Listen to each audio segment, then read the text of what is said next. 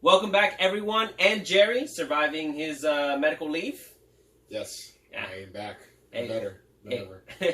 If you really want to know what happened, comment. I got you. DM. Listen, Men in Black International, or Men and Women in Black.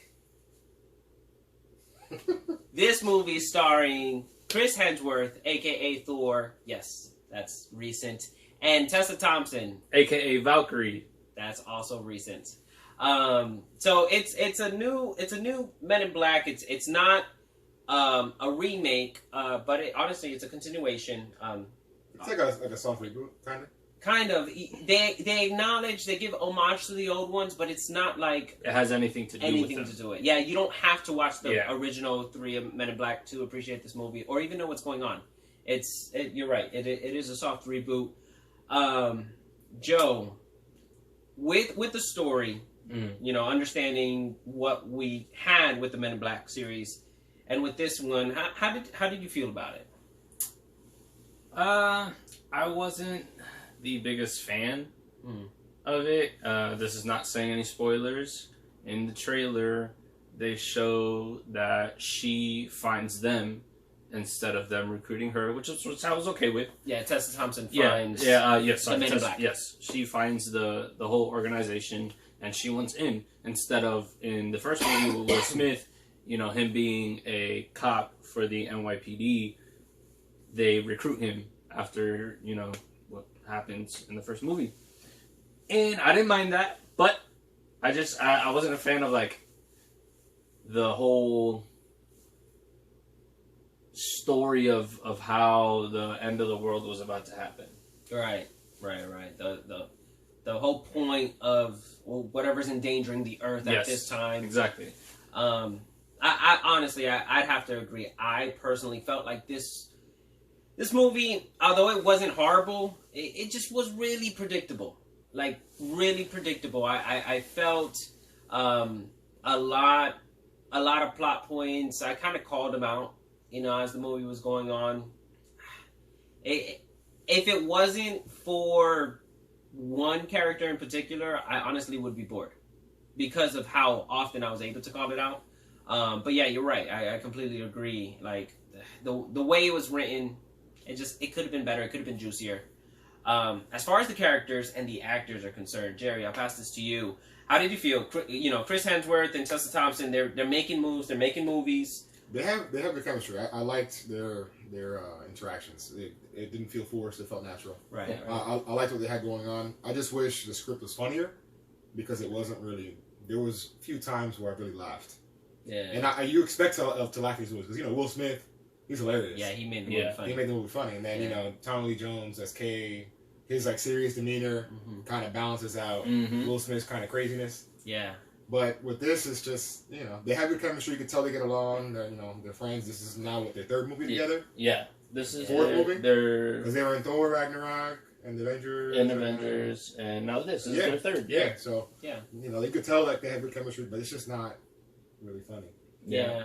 I think that is a big difference. I don't know if the first 3 Men in Blacks were written to be that funny. I think the delivery from Will Smith played a good part. And you make a point. Kay or Tommy Lee Jones in the first ones, and not again. You don't need to watch the first ones. We're just kind of doing a comparison because it's Men in Black at the end of the day. Yeah. So you had the strict demeanor of Tommy Lee Jones, and you had the recklessness of Will Smith. In this movie, Chris Hemsworth's character is definitely like a frat boy. Yes. And I feel like Tessa Thompson was supposed to come in and she's like more mature and very determined. Like, Chris Hemsworth's not determined at all, and she was super determined.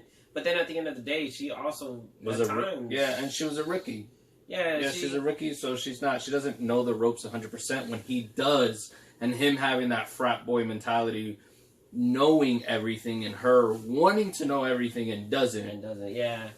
Like, one issue that I do have with the writing, and this might be a little controversial, but this is like an issue that I have with some female lead characters.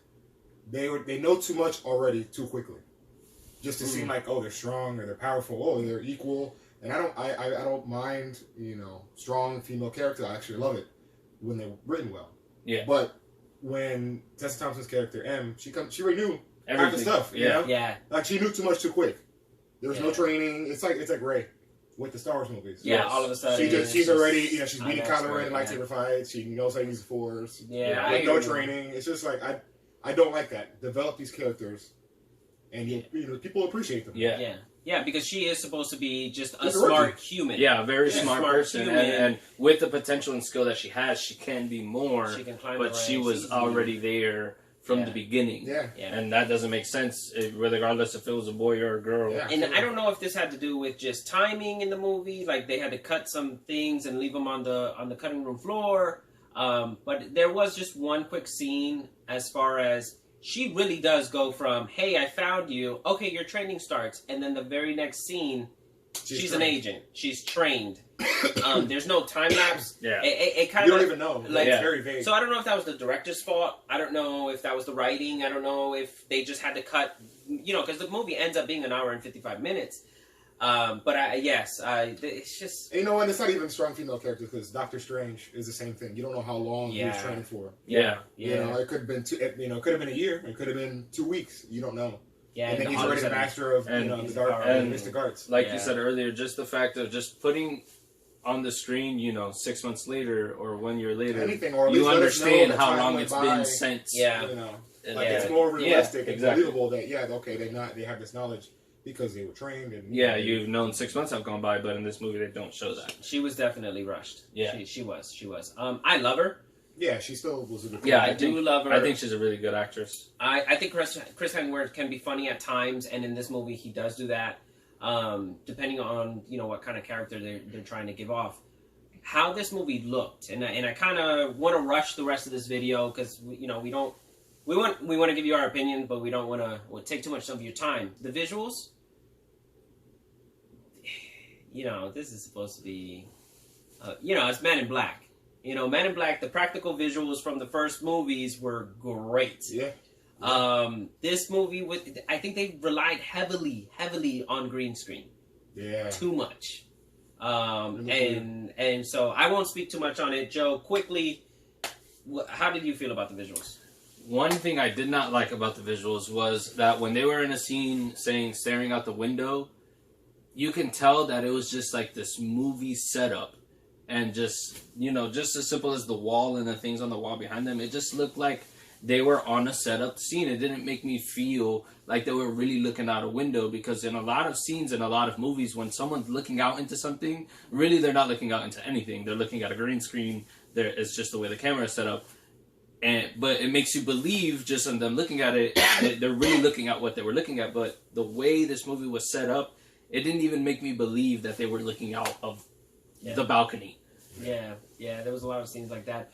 Gerry, the pacing of this movie, were you oh my bored? goodness Were yeah you- because it wasn't funny that I just felt like it took forever. Yeah. Like there was at least 5-6 times I was looking to watch, like, what time is it? Is this movie almost over?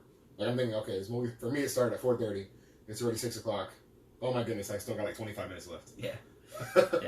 And that's unfortunate. I think it has to do a lot with the predictability of the movie. Yeah, it's predictable. It just wasn't as funny as it could have been.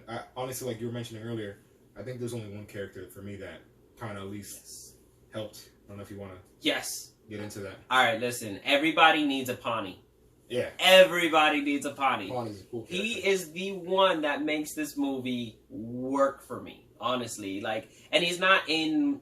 I don't think he comes in like halfway through the movie. Yeah, after that he's in most of it. Yeah, he's in most of it. But After the second half, yeah. he's great. He's definitely my favorite. They casted him well. He's just everybody He's funny. needs He's a Pawnee. So did it do its job? And when we say that, this is an action adventure Comedy. a family comedy. I will take this one and say not really. Not really. It's definitely action adventure, but the comedy part, it just didn't land. And I think maybe they just needed somebody who can ad-lib or deliver lines like that. But it was action adventure. The aliens looked cool. Yeah, I was like gonna the say that aliens. the aliens did look cool. Yeah, they definitely. The sceneries, they were crap, but the aliens look great. The world, I mean, it's Men in Black. That whole world is amazing, That's from cool. the microscopic to the massive. Yeah, but I don't want to say it did its job. Like it didn't. It didn't do its job for me. Worth it? To go see in the movies, for me, no, it's not worth it. No. Yeah, like I watched the IMAX, and it only highlights the issues that we were talking about in terms of visually. Yeah. So I would wait until it comes out. Yeah. I watched it in D-Box, which is the moving chair with the movie. That made it fun because there's a chase scene. But no, I wouldn't pay what the price is of these movies. You can wait on this one. It's all right if you're bored, if you could get it cheap. It's not a terrible movie. I know we're bashing it a lot, but honestly, we're gonna give it more eyes than I think you guys think we might give it. Even though in reality we should give it less. We have a slight disagreement on how many eyes. Gerry and I agree that it should get. Go ahead. 3. 3 of them. But Joseph, I think it should get 2. he wants to slap one out. 2.5. Why not? All right, so there it is. It could be better. It really could be better. Yeah. It's fun, a one-time watcher, and that's it. Yeah, that's pretty much. It's just run of the mill. Yeah. It's just a soft reboot. So there you have it. Thank you so much for watching. We have Instagram going. We have Twitter going. Facebook is coming soon. Links are down below. So please keep liking and hit that bell so you know when the next video gets uploaded. You guys have a great weekend. Happy Father's Day for all you fathers out there that are watching. Yes, happy Father's Day. Be real. Don't be deadbeat. All right. Yeah, this movie could have. It could have been funnier. If it would have been funnier, it would have kind of made up for everything else. You know what I was really thinking about? What?